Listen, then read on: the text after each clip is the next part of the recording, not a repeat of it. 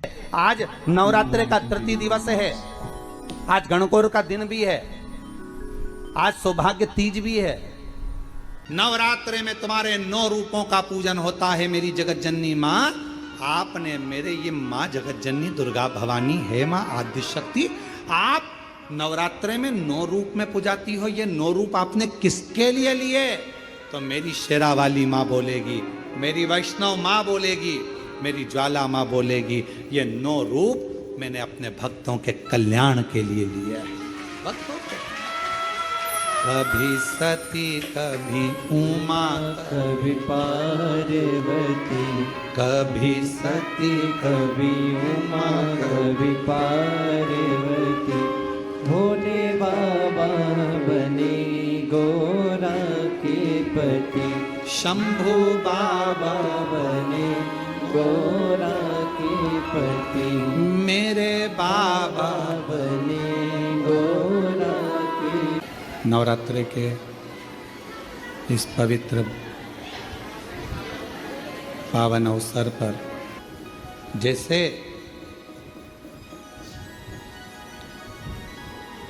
भगवान नेत्र दे दे और ज्योति ना दे तो फिर वो नेत्र अच्छे लगेंगे? जम के बोलो।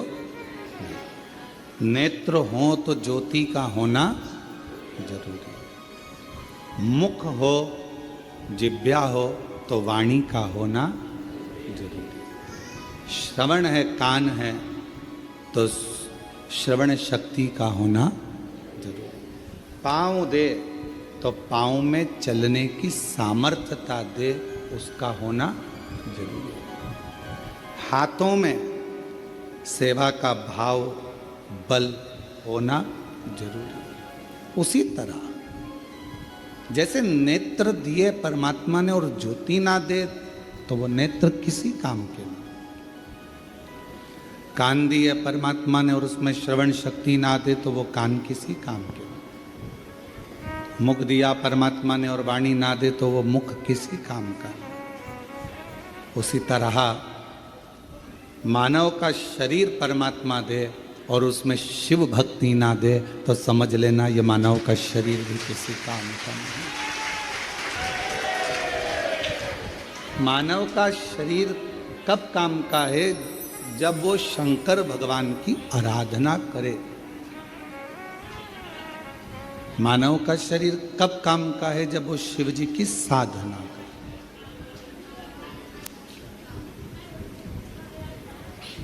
एक बेलपत्र के वृक्ष में 68 करोड़ तीर्थ होते हैं। कितने तीर्थ हैं? 68 करोड़।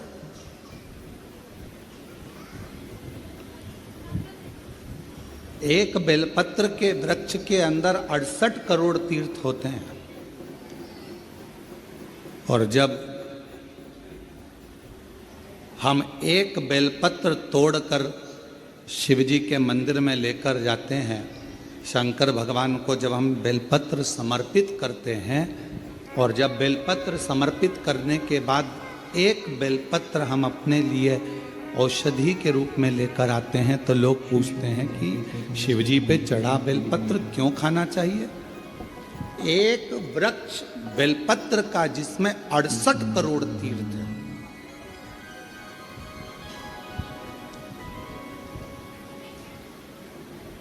हम तो 68 करोड़ तीर्थ कभी नहीं गए, पर आप लोगों में से हो सकता है कि कोई होकर आया हो तो बात दूसरी, पर आज भी फुल कॉन्फिडेंस से कहते हैं कि हम एक बेलपत्र के वृक्ष की परिक्रमा करते हैं, उसके चरणों में जाते हैं और एक बेलपत्र उठाकर जब हम शिव जी को चढ़ाते हैं तो 68 करोड़ तीर्थ का पुण्य हमारे भाग्य में आ जाता है।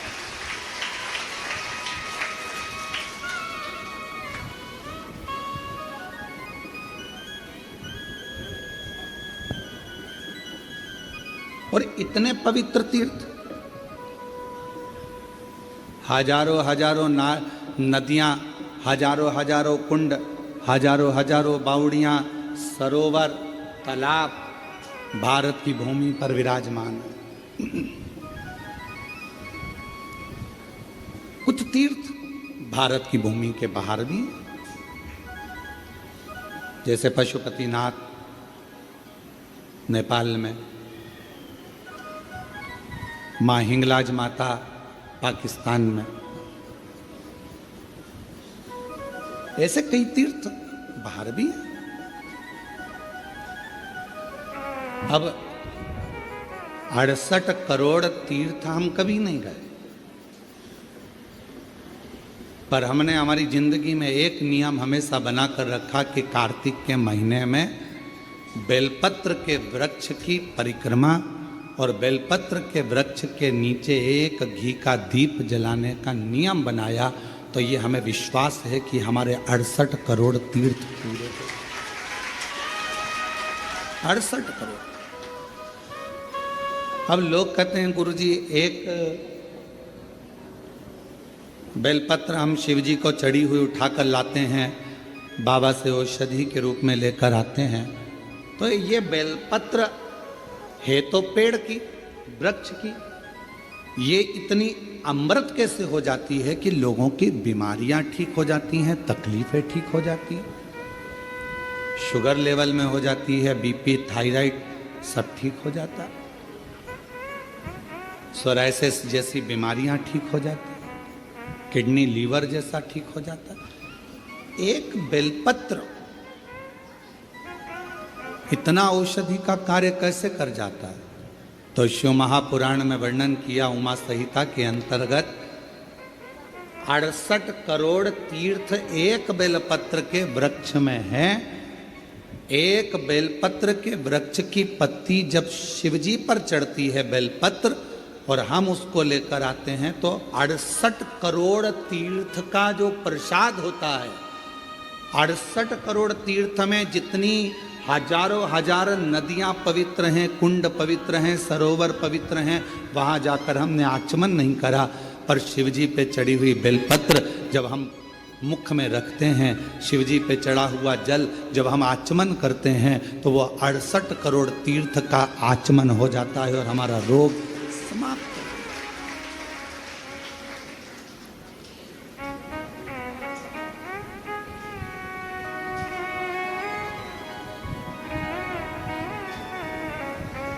अड़सठ करोड़ तीर्थ।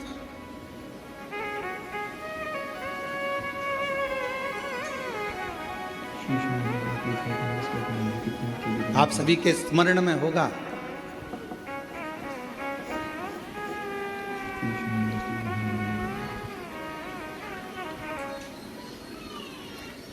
एक माता देवी भागवत कहती है, मां ललिता, जिसको स्वयं भगवान ब्रह्मा, स्वयं भगवान नारायण, स्वयं भगवान शिव, स्वयं इंद्र, गरुण, वरुण, सारे देवता, मां जगज्जननी जगदम्बा अम्बा दुर्गा भवानी का एक स्वरूप भंडासुर को मारने के लिए प्रकट करते हैं।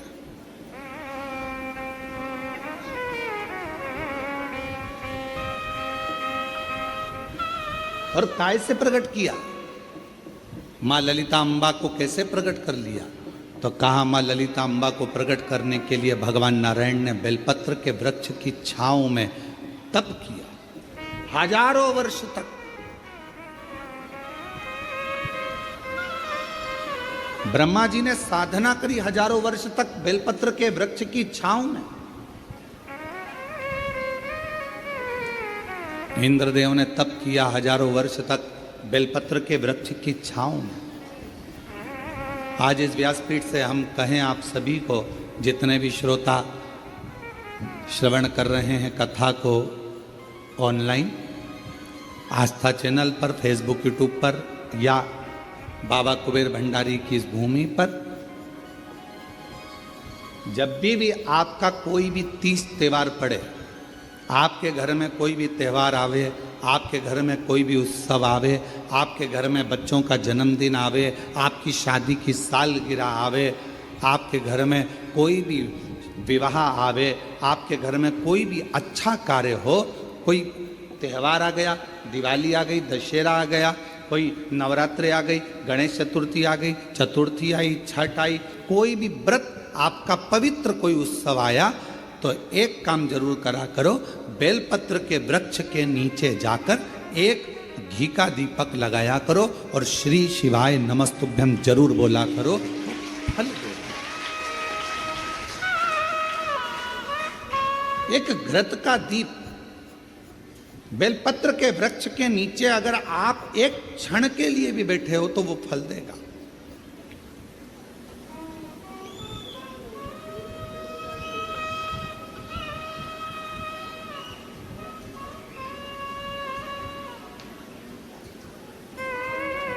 कितने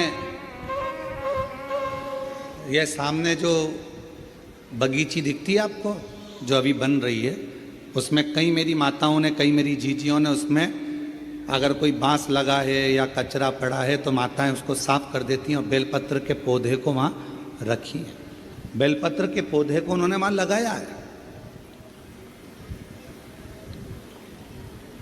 और कई माता ऐसी आती है कि वो बेलपत्र, इतने सारे बेलपत्र के पौधे लगे हैं और माताएं उस बेलपत्र के पौधे में कोई कचरा है, कोई दुर्वा लगी है, कोई घास लगा है, कोई बेकार पौधा लगा है तो उसको साफ कर देती हैं और उसमें जल डालकर उसकी परिक्रमा कर कर चली जाती हैं।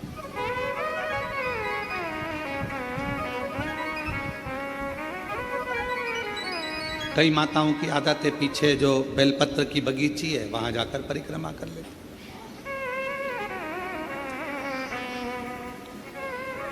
एक बेलपत्र के वृक्ष के अंदर 68 करोड़ तीर्थ विराजमान है और वह 68 करोड़ तीर्थ का फल हम जब भगवान शंकर यहां तक कहा, कई लोगों की आदत रहती है पहले जल चढ़ाने से पहले शंकर भगवान के शिवलिंग पर अगर बेलपत्र रखी है तो उसको हटा देते हैं। शिव महापुराण की कथा कर रही है अगर शिवलिंग के ऊपर बेलपत्र चढ़ी हुई है, चढ़े रहने दो, फूल हैं आप उसको हटा सकते हो, मना नहीं। शिव जी का अभिषेक करने से पहले, भगवान शंकर को जल चढ़ाने से पहले, जब आप घर में कोई अनुष्ठान कर रहे हो, शिव जी का अभिषेक कर रहे हो, शंकर भगवान का कोई साधना कर रहे हो, शिव अभिषेक कर रहे हो, तो सबसे पहले शिवलिंग पर एक बेलपत्र का होना जरूरी है, फिर जल चढ़ाओ। क्यों? आपके पास, हमारे पास इतनी जो शास्त्रों में वर्णन किया गया, गंगा, यमुना, सरस्वती, कावेरी, मंदाकिनी, क्षिप्रा, नर्मदा आदि की जितनी भी पवित्र नदियां हैं, सरयू आदि की जितनी पवित्र नदियां हैं, इतनी नदियों का, इतने सरोवर का, इतने कुंड का जल हमारे पास नहीं है। हमारे पास इतना जल नहीं है। हो सकता है आपके पास हो, पर हमारे पास नहीं। 26,000 नदियां भारत की भूमि पर अविरल बहती हैं, पवित्र नदियां 26,000 नदियां बहती हैं। अब मुझे तो नहीं लगता कि 26,000 नदियों का जल तुम्हारे घर पर होगा।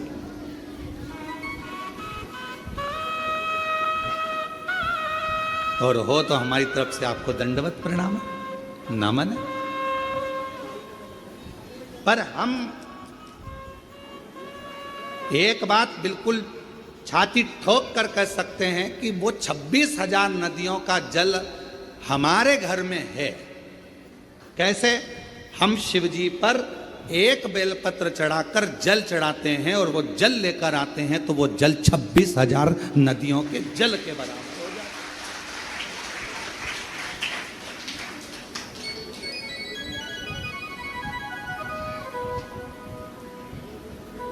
है। अब ये और अब आप छाती ठोक कर आप भी कह सकते हो हमारे यहाँ भी 26,000 नदियों का जल है महाराज।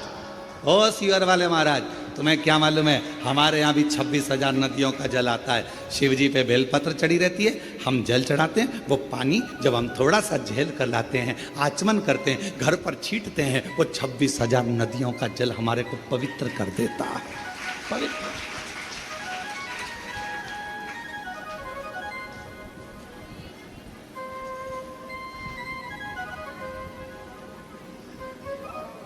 अब ये आपके ऊपर निर्भर करता है कि आप किस तरह से समझें उसको।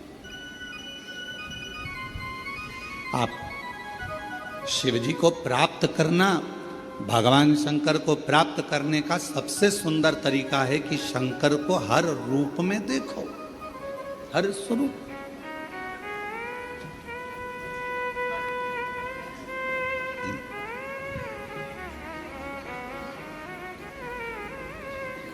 सोलह श्राद्ध में 16 दिन पुरखों को, पूर्वजों को, पितरों को खीर पूड़ी खिलाई।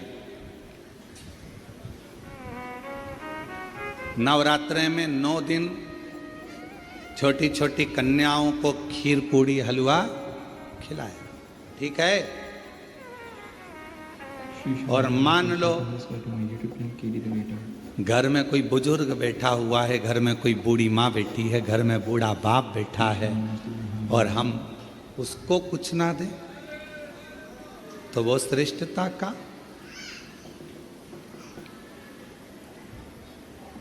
शरीर कितना सुंदर कहा गया है शास्त्रों में, अगर घर में कोई मरीज व्यक्ति है, घर के अंदर यदि कोई रोगीला व्यक्ति है, रोग है, मरीज है, बीमार व्यक्ति है, और तुम्हारे घर में अगर कोई त्यौहार है, तुम्हारे घर में देवी देवता की पूजन है, तुम्हारे घर में श्राद्ध है, तुम्हारे घर में कोई भोजन करने आने वाला है, तो शिव महापुराण की कथा कहती है अगर घर में कोई रोगी व्यक्ति है, घर में कोई बीमार व्यक्ति है, घर में किसी का दवाई गोली चल रही है, और भोजन करने वाला या देवी देवता की पूजन दोपहर में 12 बजे 1 बजे होने वाली है, और वो रोगी व्यक्ति को दवाई खाना है और उसको भोजन करना है, तो जो भोजन करने आएगा, देवी देवता पुजाएंगे, वो अपनी जगह पर है। सबसे पहली सेवा जो रोगी व्यक्ति है उसको भोजन दिया जाए, उसकी सेवा करें।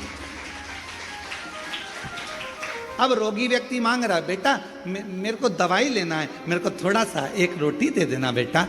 अरे मम्मी तुमको नहीं मालूम आज दादाजी का श्राद्ध है, मम्मी तुमको नहीं मालूम आज दादी जी का श्राद्ध है, मम्मी आज कुल देवी की पूजन होगी, आज कुल देवता की पूजन होगी, तो मैं खाने की लगी रहती है। पूजन कौन करेगा, देखेगा कौन? अभी पूजन हो जाएगी, उसके बाद मैं आपको खाना दे दूंगी, उसके बाद मैं आपको भोजन दे दूंगी। नहीं, शिव पुराण की कथा कर रही है, कोई बूढ़ा है, बुजुर्ग है, बीमार है, घर में बच्चा है, कोई रोगी है, कोई तकलीफ में है, तो देवी देवता और अन्य काम सब होते रहेंगे। पहले उन बुजुर्ग की, पहले उन बीमार व्यक्ति की, पहले उनकी चिकित्सा की, पहले उन बच्चों की सेवा होनी। ये शिव पुराण हम जानते हैं। इस बात के पीछे लोग हमारा विरोध करेंगे कि तुमने कह दिया कि जो घर में बीमार व्यक्ति है पहले उसको दो, फिर देवी देवता की पूजा। इसके पीछे हमारा विरोध होगा। हम जानते हैं कि हम बोल रहे हैं तो हमारा विरोध होना है, पर उससे हम डरते नहीं।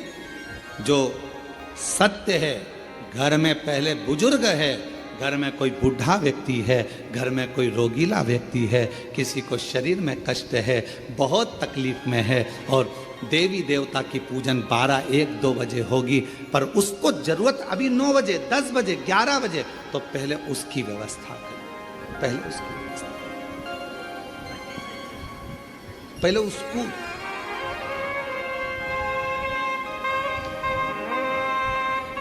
और ना जाने किस वेश में नारायण मिल जाएगा, निर्मल मन के भीतर से वह राम के दर्शन पाएगा। ना जाने किस रूप में आकर नारायण मिल जाएगा, निर्मल मन के दर्पण में स्वः राम के दर्शन पाएगा। पता नहीं किस रूप में आकर नारायण मिल जाएगा, निर्मल मन के दर्पण से वह राम के दर्शन पाएगा। आपके भाव की शुद्धता। अब एक बात आपसे पूछें, उत्तर दीजिए। कोई बीमार व्यक्ति घर में तुमसे रोटी मांग रहा है और तुम देवी देवता का पूजन करते रहो तो भगवान प्रसन्न होगा? बोलो तो जम के। पहले उसको दीजिए, औषधि उसको दीजिए, भोजन उसको दीजिए, फिर दूसरा।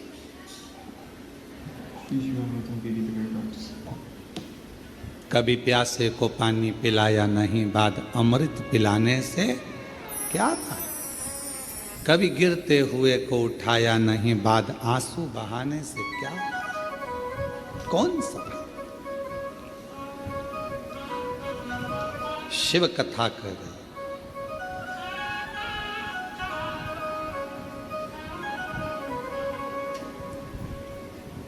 एक देवी, श्रीमद् देवी भागवत का ये चरित्र कहता है, एक देवी माँ ललिता अम्बा, एक ऐसी माँ जगत जननी जगदम्बा अम्बा दुर्गा भवानी, माँ ललिता अम्बा, माँ ललिता देवी, माँ जगदम्बा, ऐसी जगदम्बा जिनको प्रकट करने के लिए स्वयं भगवान विष्णु बेलपत्र की छांव में बैठते हैं, जिनको प्रकट करने के लिए स्वयं ब्रह्मदेव बेलपत्र की छांव में बैठते हैं, जिनको प्रकट करने के लिए स्वयं इंद्र बेलपत्र की छांव में बैठते हैं, बल बढ़ता। बेलपत्र के वृक्ष के नीचे एक बार अगर आपके मुख से श्री शिवाय नमस्तुभ्यम निकल जाता है तो समझ लो कि 68 करोड़ तीर्थ में बैठकर तुमने ये मंत्र जप लिया। 68 करोड़ तीर्थ में बैठकर इस मंत्र का जाप किया।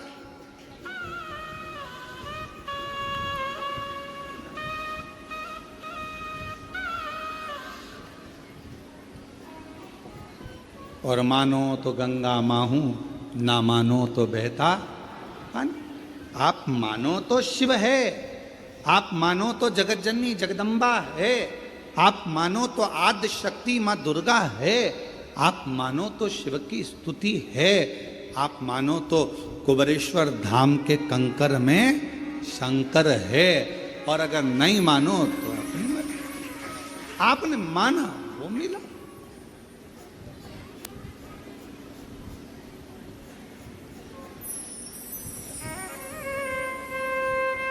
आप स्वीकार करें, ये आपके ऊपर। एक पत्र बहुत बड़ा आया,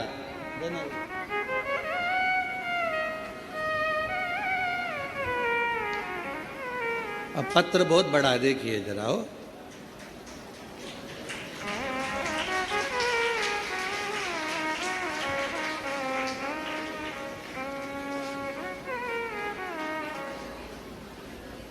इतना बड़ा लेटर तो हमने कभी नहीं देखा। अब इस पत्र को पढ़ें थोड़ा ऐसा हो।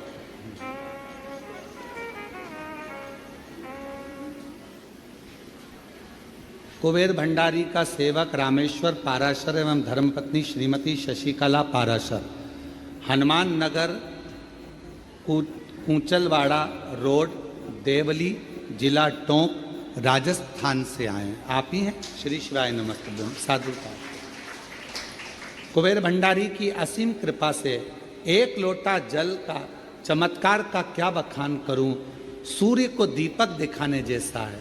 गुरुजी, मैं एक बिलपत्र का पौधा 25 वर्ष पहले मकान के पास वाले प्लाट में लगाया था। तब मैं बहुत परेशानी में था, तन मन धन से दुखी था। मैं एवं मेरी धर्म पत्नी विगत 2021 से शिव महापुराण की कथा आपके श्रीमुख से ऑनलाइन प्रतिदिन सुनती है। मैं और मेरी पत्नी 4 बार कुबेरेश्वर धाम के दर्शन पूजन करने आए थे।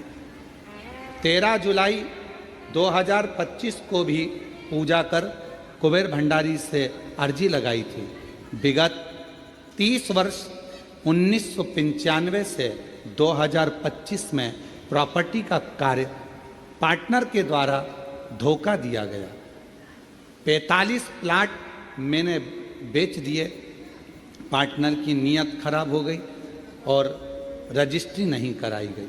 अंत में कुबेर भंडारी की अर्जी लगाने के बाद इसी बीच पार्टनर का देहांत हो गया। रजिस्ट्री के लिए लड़के को बोला पर उसने मना कर दिया। जब लोगों के पैसे लेकर तकलीफ, अंत में कुबेर भंडारी पर अर्जी लगाई, बीच में पार्टनर का देहांत हो गया। उसके लड़के को कई बार कहा किंतु प्लाट नहीं दिए, जबकि लोगों के पैसे लेकर पार्टनर को दे दिए। फिर 13 जुलाई को पुनः अर्जी लगाने के लिए बाबा बाद में पूजा करके सीहोर आए। ऊपर से थोड़ा उसके बाद कुबेर भंडारी की असीम कृपा से पार्टनर ने 45 प्लाटों का पावर ऑफ अटर्नी मेरे को दे दी। बाबा की कृपा से कार्य सफल हुआ। गुरुदेव एक इच्छा लेकर आए थे कि कथा शिव महापुराण में एक दिन का यजमान बन जाए, और आज बाबा ने वो भी पूर्ण कर दिया। एक दिन का यजमान। आ जाइए, एक बेलपत्र ले जाए।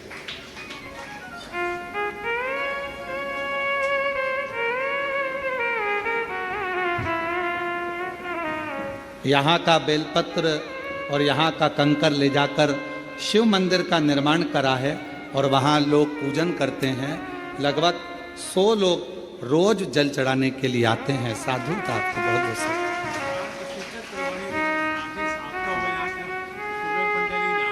अरे जो कॉलोनी आपने काटी है उस कॉलोनी का नाम भी कुबेर भंडारी रखा है, और उसमें कुबेर भंडारी का मंदिर भी बना रहे हैं। साधु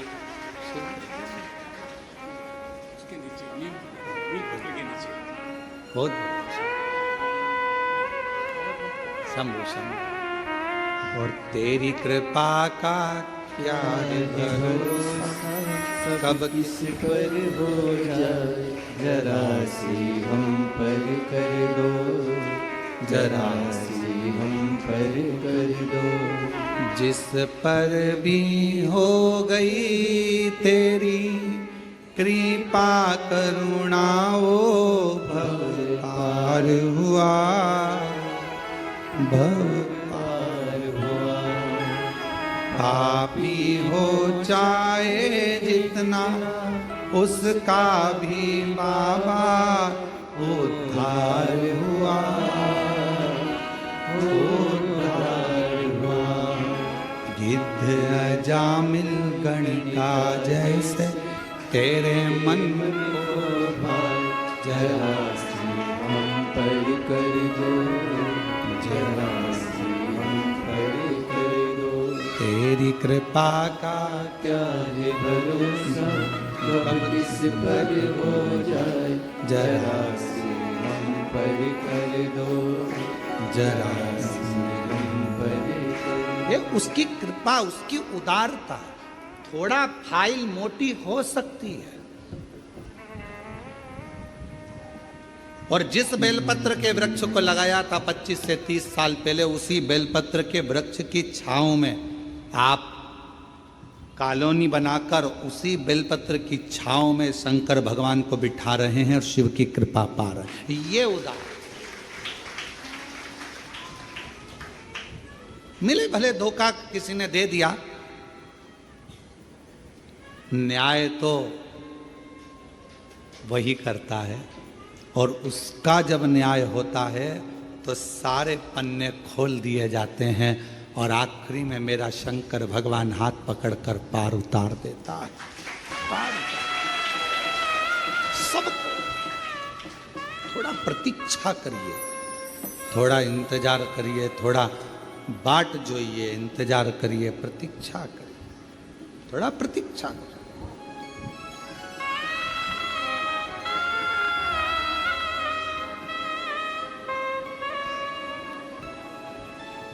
आज फिर आप लोगों से कहेंगे, जब कोई दुख आए ना, कोई तकलीफ आए, कोई कष्ट आए, बहुत बड़ी समस्या में गिर गए हो, बहुत तकलीफ में हो,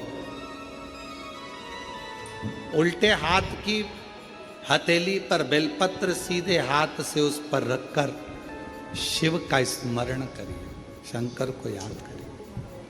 श्री शिवाय नमस्तुभ्यं।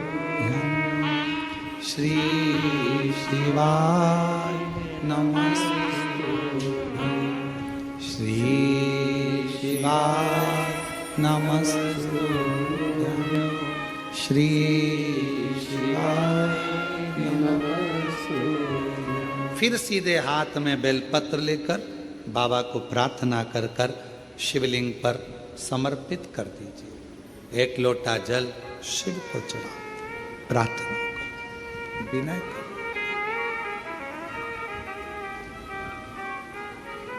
प्रार्थना करो, विनय करो। लोग हमसे कहते हैं क्यों गुरुजी?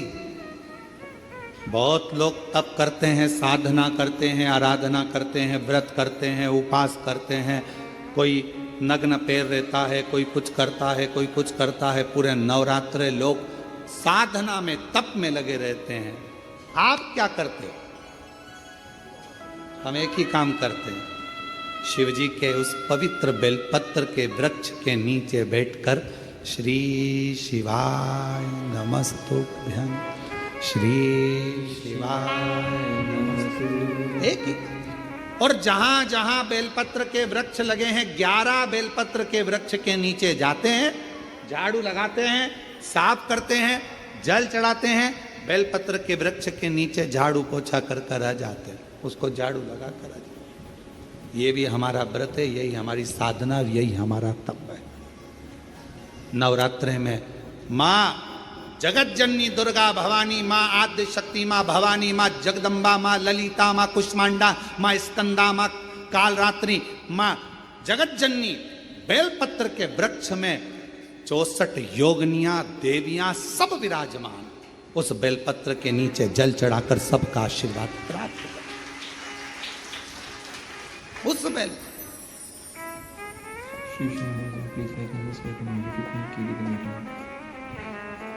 साधना का सबका अपना अपना तरीका है, हमारा तरीका यही।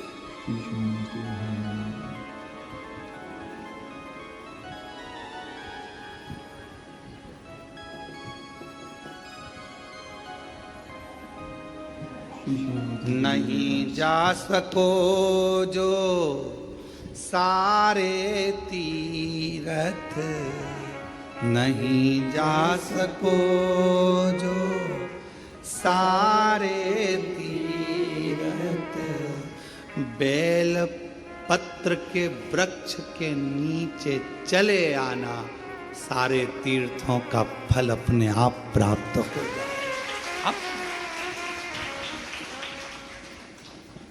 बहुत बेलपत्र के वृक्ष की छांव में, बेलपत्र के वृक्ष के नीचे शिव तत्व की प्राप्ति का एक केंद्र बिंदु है बेलपत्र का। देवी की आराधना, देवी की साधना, देवी का उपास, सब कुछ नहीं मिल जाता, सब कुछ।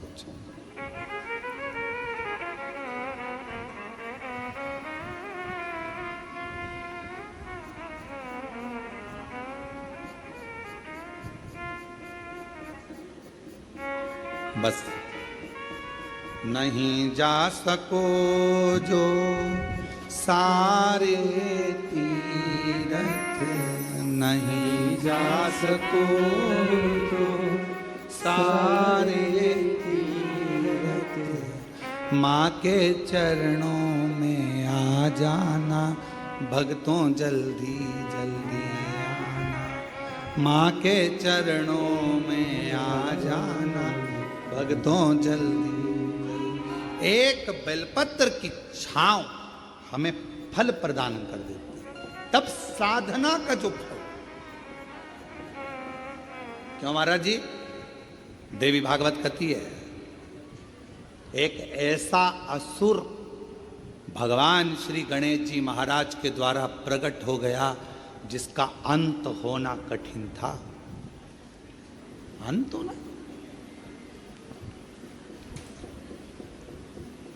वो भंडासुर को कौन मारता? भंडासुर का अंत कौन करता?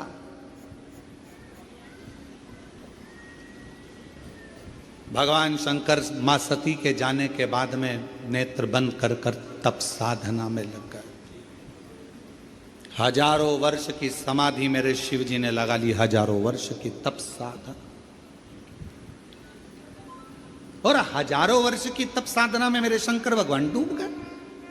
हजारों वर्ष की जब तप साधना मेरे देवाधिदेव महादेव भगवान शिव ने करी, उनकी तपस्या को कौन तोड़े, उनकी साधना को कौन तोड़े। देवताओं को भेजा गया कि आप जाओ आप जाओ आप जाओ, पर कोई तोड़ने वाला नहीं। कौन तोड़े? और कोई अगर व्रत कर रहा है, कोई साधना कर रहा है, कोई उपास कर रहा है, नियम है। हाँ, हम जब नवरात्रे के समय पर, चारों नवरात्रे में, किसी भी नवरात्रे में हम जहाँ पर भी होते हैं बेलपत्र की सेवा करते हैं। हम जितनी देर बेलपत्र की सेवा करें, हमारे घर पर करें, हमारे घर के पास में करें, हम यहाँ आने पर जहाँ बेलपत्र की सेवा करते हैं, उन बेलपत्रों के नीचे जब हम सेवा करते हैं तो हमारे साथ में जितने साथ में रहते हैं वो सब को मालूम है थोड़ी देर सेवा करेंगे, अर्चना करेंगे, फिर चलेंगे सेवा। कौन तो कोई उपास कर रहा है, अपनी मर्जी से कर रहा है, आपको नहीं तोड़वाना। कोई साधना में डूबा है, नेत्र बंद कर कर बैठा है, उसको बैठने दो, अपने को क्या करना। किसी का मन भगवान शंकर के मंदिर में एक लोटा जल चढ़ाने में लगा है, आप उसे चढ़ाने दो। किसी का मन श्री शिवाय नमस्तुभ्यम बोलने में लगा है, उसको बोलने दो। तुम्हें क्यों बुरा लगना कि ये श्री शिवाय नमस्तुभ्यम मत बोलो, ये वाला मंत्र बोलो, वो वाला मंत्र बोलो। अरे कुछ भी बोले, उल्टा बोला, मरा मरा तो राम निकल गया और बाबा तर गए। मरा मरा बोला तो तर गए।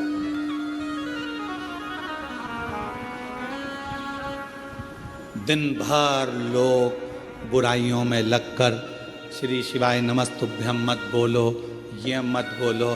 अब उनको कौन समझाए? तुम दुनिया को मना कर रहे हो कि श्री शिवाय नमस्तुभ्यम मत बोलो, पर तुम्हारे मुख से भी तो बोल रहे हो कि श्री शिवाय नमस्तुभ्यम मत बोलो। तुम भी तो बोल रहे हो। कितना कितना फल है श्री शिवाय नमस्तुभ्यम का। एक पत्र देखिए,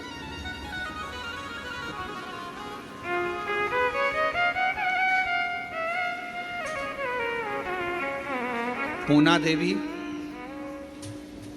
बीकानेर राजस्थान से आई है। कहीं बैठी हो पूना देवी बीकानेर राजस्थान से, कहीं बैठी हो तो हाथ हिला सकती हैं। एक लोटे जल का क्या वर्णन करूं गुरुदेव।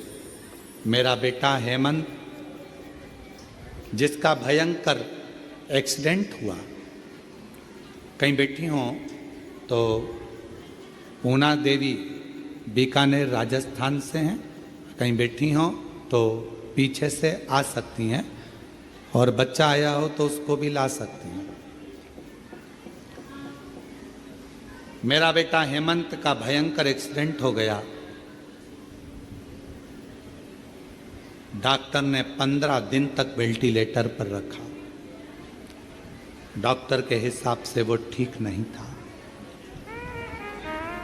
उसका ठीक होना, डॉक्टर ने कहा ये तो उसके हाथ में, हम नहीं कह सकते कि होगा नहीं होगा। जब डॉक्टर ने जवाब दे दिया, 15 दिन वेंटिलेटर पर निकलते चले गए, पर कोई जवाब, पहले 24 घंटे दिए, 72 घंटे दिए, फिर आखिरी में 15 दिन निकल गए, पर कोई जवाब। गुरुदेव, किसी ने कहा कि रात्रि को 9:15 का सीहोर वाला महाराज एक उपाय बताता, वो 9:15 वाला उपाय करा जाए तो कितनी भी बड़ी घात हो वो टल जाती है। और हमने पहले भी कहा ये 9:15 का रात्रि का उपाय हमारे YouTube पर, फेसबुक पर, सब पे डला हुआ है। अगर कोई बड़ी घात आई है वो टलेगी जरूर, दुख उस समय पर कटेगा जरूर। 9:15 वाला उपाय करो। हमने वो वाला उपाय 15 दिन जब वेंटिलेटर पर निकल गए, डॉक्टर ने सब हाथ ऊंचे कर दिए, तब हमने वो उपाय करा। हमें विश्वास नहीं था। बेटे का एक्सीडेंट हो गया, और ऐसी स्थिति में हम क्या पूजन करें, क्या आराधना करें? 9:15 वाला उपाय करा और बाबा की ऐसी कृपा हुई गुरुदेव कि बेटा वेंटिलेटर से उतर गया। ये शिव जी की कृपा। बेटा वेंटिलेटर से उतर गया, पर 1 महीने तक बेटे ने ना आंख खोली, बेटे ने ना कुछ बोला, केवल पलंग पर पड़ा रहता था, न चलता न बोलता न देखता कुछ। गुरुजी विश्वास हुआ भोले बाबा जब वेंटिलेटर से उतार सकते हैं तो इसको ठीक भी कर सकते हैं। अब तो शंकर जी के मंदिर में जाना प्रारंभ करा। शिव जी को बेलपत्र चढ़ाकर लाती, मंदिर में आपके कहे अनुसार, बोले अनुसार बेटे को जल चढ़ाकर लाकर देती। गुरुदेव ऐसी कृपा मेरे शंभू ने हुई थी कि डॉक्टर ने तो कहा था ये देखेगा नहीं देखेगा, बोलेगा नहीं बोलेगा, चलेगा नहीं चलेगा, पर 21 दिन तक लगातार बेलपत्र को लाकर इसके पास रखती, मुख में पानी देती और पूरे शरीर पर पानी को लगा देती शिव जी का चढ़ा हुआ। तब जाकर बाबा की कृपा से इसने आंख खोल दी। 21वें दिन आंख खोल। और गुरुदेव बाबा का मैं क्या गुणगान करूं? अब मेरा बेटा बाबा की कृपा से 2 महीने से अब बोल भी रहा है और बाबा की कृपा से अब उसका शरीर काम भी कर रहा है। मैं बाबा को यहाँ प्रणाम करूं, नमन करूं। एक विश्वास, एक लाइन अच्छी लिखी है, आप भी पढ़े साथ में, पास वालों को तो दिख रहा होगा। तेरी कृपा का क्या है भरोसा, कब किस पर हो जाए, जरा सी हम पर कर दो, जरा सी हम पर कर दो। जिस पर भी हो गई तेरी कृपा करुणा वो भव पार हुआ, भव पार हुआ। पापी हो चाहे जितना उसका भी बाबा उद्धार हुआ। गिद्ध अजामिल गणिका जैसे तेरे मन को भाए, जरा सी हम पर कर दो, जरा सी हम पर कर दो। तुम्हारा काम बिगड़ा, एक मंत्री जी को फोन लगाया, वो मंत्री जी तुम्हारे यहाँ का काम कर देंगे, पर तुम्हारा काम बिगड़ा और तुमने श्री शिवाय नमस्तुभ्यम मंत्र को बोलना चालू करा तो यहाँ का भी काम और वहाँ का भी काम हो जाता। मंत्री केवल यही का काम करेगा और श्री शिवाय नमस्तुभ्यम मंत्र यहाँ का भी और वहाँ का भी कार्य करेगा।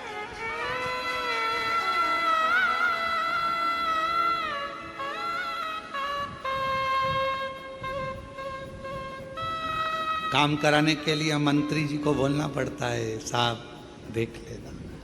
उसी तरह भगवान से बोलना पड़ता है, मन से साहब देख लेना। भोला सब दुख काटो हमारा, ओ भोला सब दुख काटो।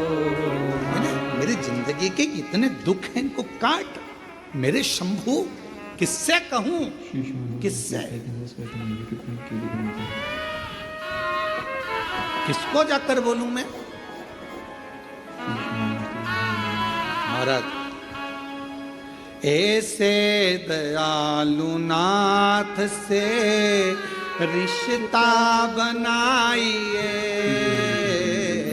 ऐसे दयालु नाथ से रिश्ता बनाए, मिलता रहेगा आपको जो कुछ भी चाहिए। मिलता रहेगा आपको जो कुछ भी चाहिए। ऐसे दयालु नाथ से रिश्ता बनाइए। ऐसे दयालु नाथ से रिश्ता बनाइए।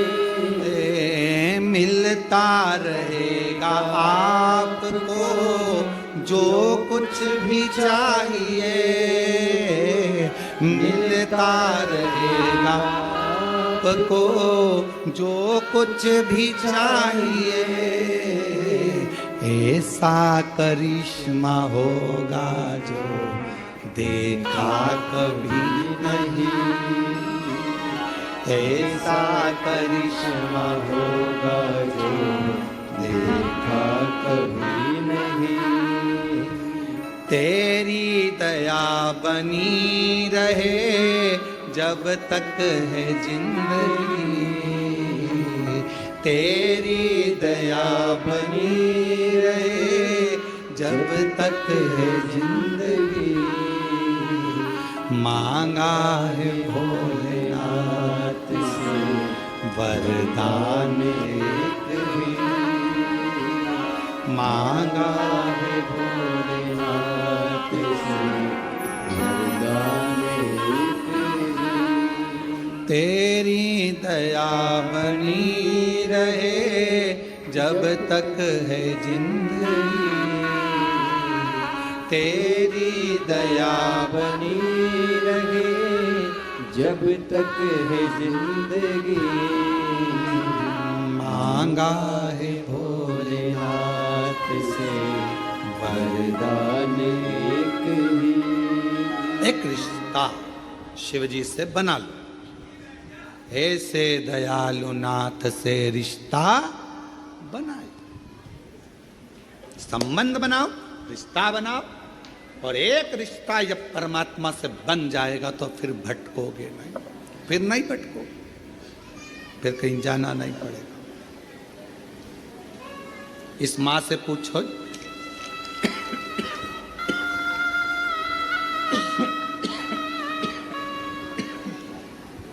इस माँ से पूछो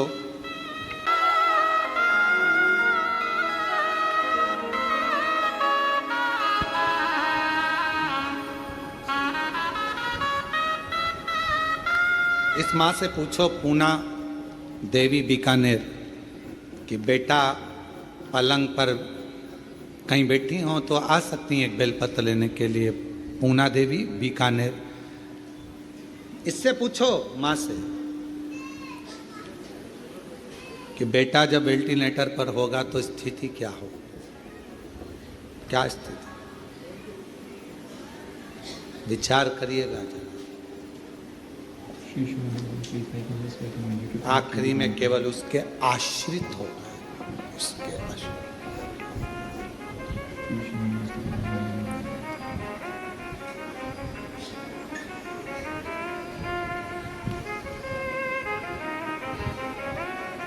कौन आएगा, कौन साथ देगा।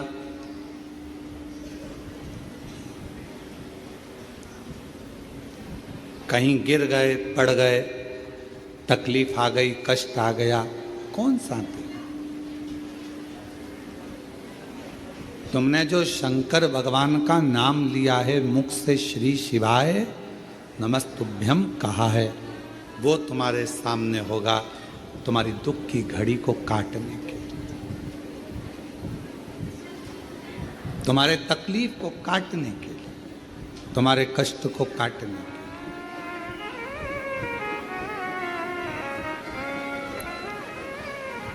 और मेरी माताओं, मेरी जीजियों, मेरे जीजाओं, मेरी बेटियों, मेरे बेटाओं, मेरी माँ, मेरे भाई, मेरे पिता तुल्य बुजुर्गजन,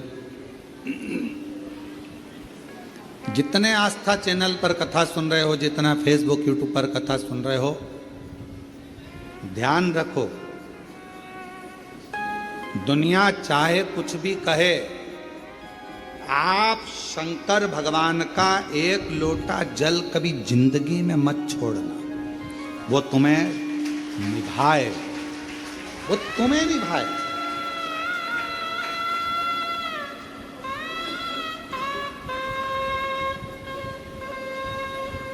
और भगवान शंकर जी से भी कह देना, ऐसी कृपा करना मेरा एक लोटा जल कभी ना छूटे, कभी नहीं। पलंग पर मत पटक देना, शरीर में ऐसा रोग मत दे देना कि मैं पलंग पर पड़ी रहूं और तेरे मंदिर तक ना जा पाऊं। अंतिम सांस तक तेरे मंदिर में जाकर एक लोटा जल चढ़ाती रहूं, ऐसा मेरा शरीर बनाकर रखना, तेरे द्वार तक आती।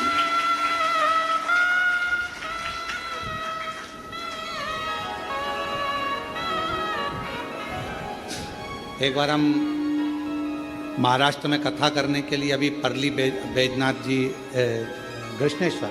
कृष्णेश्वर मंदिर गए। तो कृष्णेश्वर बाबा के यहाँ जब ऑनलाइन कथा चल रही थी, तो ऑनलाइन कथा जब कृष्णेश्वर बाबा के यहाँ चली तो वहाँ पर एक माता जी ने एक प्रश्न किया, बुजुर्ग थी बहुत, और उन्होंने प्रश्न करा, क्यों गुरुजी लोटा भर के जल भगवान शंकर को कब तक चढ़ाना चाहिए? हमने कहा जब तक तुम लोटे में नहीं भरा जाओ, जब तक चढ़ाते रहो। जिस दिन तुम्हें समेट के लोटे में भर दे, बस उस दिन जल समाप्त, सारी समस्या का हल, एक लोटा जल। और वो लोटा जल, समझ गए क्या तुम? वैसे तो तुम सब समझदार हो। चढ़ाते रहो, चढ़ाते रहो, भगवान के मंदिर तक जाते रहो। जिस दिन ये शरीर छूट जाएगा, आप भी लोटे के अंदर भरा जाओगे और गंगा जी के तट पर पहुंचकर गंगा में समा जाओगे।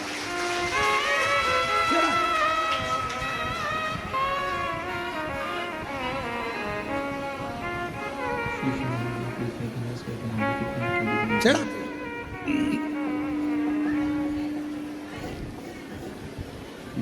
शिव पर आश्रित होकर। भंडासुर एक ऐसा असुर हुआ, भंडासुर एक ऐसा असुर हुआ।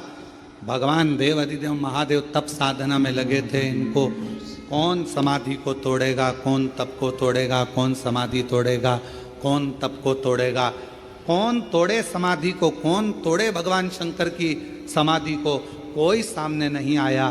तब आखिरी में सारे देवताओं ने मिलकर कामदेव जी से कहा कि तुम जाकर समाधि को तोड़ो।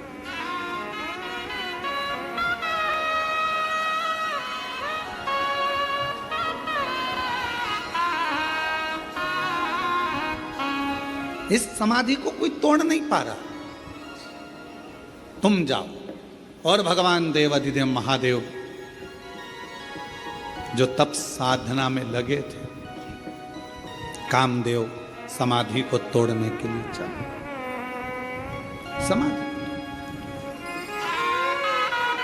और अभी कथा में कहा, यदि कोई श्री शिवाय नमस्तुभ्यम बोल रहा है, कोई ओम नमः शिवाय बोल रहा है, कोई नमः शिवाय बोल रहा है, कोई राम नाम बोल रहा है, कोई कृष्ण नाम बोल रहा है, कोई हरे राम राम राम हरे हरे, कोई हरे कृष्णा कृष्णा कृष्णा हरे हरे, कोई राधे राधे, कोई शिव नाम, कोई जगतजननी का नाम, कोई अम्बा का नाम, जिसकी मर्जी पढ़ रही है वो बोलो।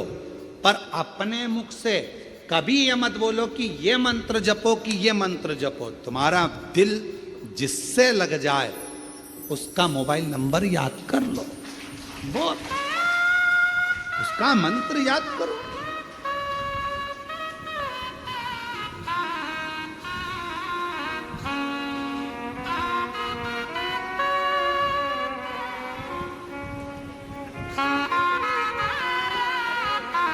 आप नंबर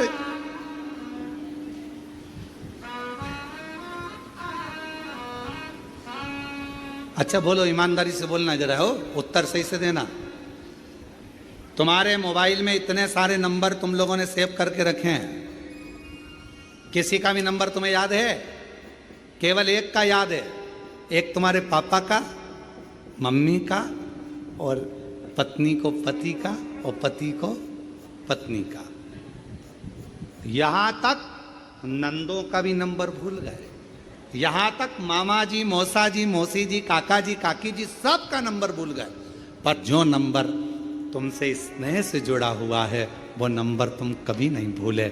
मोबाइल खो गया तो भी नंबर याद है। कहीं एसटीडी पर जाओगे, फोन लगाओगे, क्यों, किसका है, तू कहां से बोल रही है, अरे मैं कुबेरेश्वर धाम आई थी तो मोबाइल ना जाने कहां चले गया, तो मैंने एसटीडी से फोन लगाया है। अच्छा हाँ, तुझे मेरा नंबर याद था? पति खुश होकर बोला तुझे मेरा नंबर याद था? पत्नी बोली तुम्हारा ही तो याद है, बाकी का किसी का याद नहीं था। किसको फोन लगाऊं, फोन नहीं मिल रहा, मेरा नंबर, मेरा मोबाइल नहीं मिल रहा, मोबाइल नहीं मिल रहा। और पत्नी बेचारी बस कहने लगी नंबर याद था, बस तुमको पति का नंबर याद था। पति खुश हो गया और तुरंत उसने कहा तू चिंता मत कर, मैं बाइक लेकर, गाड़ी लेकर अभी निकलता हूं। रोना नहीं, मैं बैठी मिलना, आ रहा कुबेरेश्वर धाम पर। और आया, तुरंत टिकट विकेट कटा के और दूसरे तीसरे दिन तो यहां पहुंच गया। बस नंबर याद था तो वो खुश होकर तुम्हें लेने के लिए आ गया, और उसका नंबर याद है तो वो भी खुश होकर तुम्हें लेने के लिए आ गया। नंबर याद,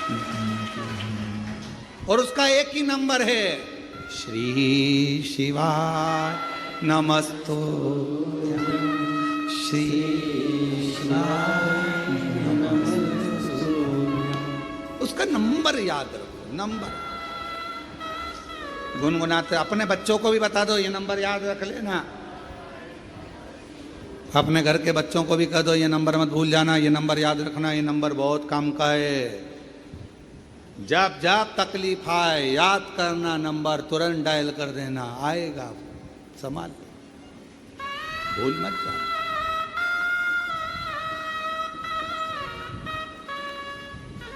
और कहा मान लो नंबर याद नहीं रहे, कुंभ के मेले में गए, कुंभ के मेले में गए तो हमारी मम्मी पूरी टीवी पे देख रही थी कि न्यूज़ ऑन चल रही थी, कुंभ के मेले की इतनी भीड़, इतनी भीड़, इतनी भीड़, इतनी भीड़। अब वहाँ पे कथा भी वाचना थी तो हमारी मम्मी तो मना करी, कहने लगे मत जा। क्यों जा रहे हो? मम्मा जाना पड़ेगा, सतुआ बाबा जी कथा करा रहे हैं, जाना तो पड़ेगा। तो फिर आखिरी में हमारी मम्मी ने एक इतना बड़ा पेंडिल, कपड़े का इसी डोरी, उसमें इतना बड़ा पेंडिल, और उसमें अपना घर का नंबर लिख दिया, नाम लिख दिया और गले में टांग कर भेज दिया। नंबर याद ना रहे तो फिर क्या करोगे? बच्चों के गले में एक पेंडिल डाल दो। बच्चे अगर श्री शिवाय नमस्तुभ्यम नहीं बोल पा रहे हैं तो कुबेरेश्वर धाम का एक रुद्राक्ष डाल दो, पेंडिल आएगा, लेकर जाए, संभालेगा। रुद्राक्ष देखकर पहचान हो जाती है। कोई गले में डाला रहता ना बच्चा भी। आजकल तो जितने सीरियल बन रहे हैं, जितने यूट्यूबर हैं, जितने सीरियल हैं, जितने नाटक बन रहे हैं, हर नाटक में जितने हीरो, जितनी हीरोइन, सबके गले में, तुम पूरी फिल्म देख लो, पूरे जितने भी सीरियल हैं सब देख लें, सबके गले में एक ना एक रुद्राक्ष तो मिलेगा। मतलब पहचान हो गई इससे बता।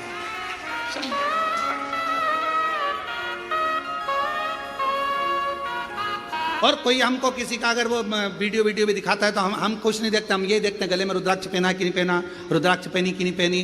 पहचान में आना चाहिए शंकर का है, आईडी डली है रुद्राक्ष, मतलब शंकर का है। और अंत समय प्रभु आना पड़ेगा, वचन दिया तो निभाना पड़ेगा। आए ना आए प्रभु कुटुंब कभी ना, अंत समय प्रभु आना पड़ेगा। अब ये पत्र देखिए, एक पत्र में लिखा, मेरा नाम चंद्रा पोपटानी, आकोला महाराष्ट्र से आई हूँ। कहीं बैठी हो तो हाथ हिला सकती हैं जिन्होंने ये पत्र लिखा, और अगर कहीं बैठी हो तो पीछे से आकर एक बेलपत्र ले सकती हैं। मेरा नाम चंद्रा पोपटानी, आकोला महाराष्ट्र से हूँ। मेरा मोबाइल नंबर ये है। गुरुदेव, मैं बचपन से भोले बाबा पर विश्वास करती थी, मंदिर जाती, लेकिन विवाह के पश्चात घर गृहस्थी में भोले बाबा को भूल गई। वैसे तो ये सब चीजें सबके साथ हुई है। बचपन में शंकर जी से बहुत प्रेम रहा। मम्मी सोमवार व्रत करती थी तो तुम भी करते, सोमवार से बड़ा स्नेह था। सावन महीने में जाते, शादी होने